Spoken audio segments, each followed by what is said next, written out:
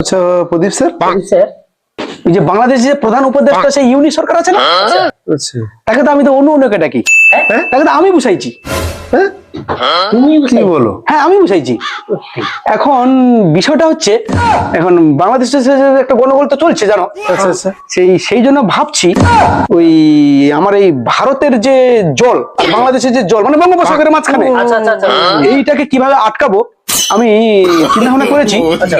কিছু কুড়ার কাদা হ্যাঁ একসঙ্গে পাইল করব, পাইল করে দুটোকে মিক্সড করব ভালো সুন্দর হবে।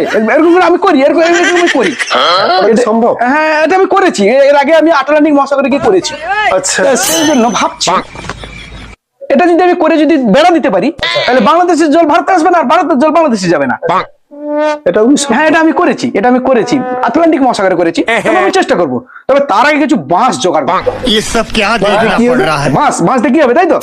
আচ্ছা এবারে বঙ্গোপসাগরের মাঝখানে তাকে তো বেড়া দিতে হবে।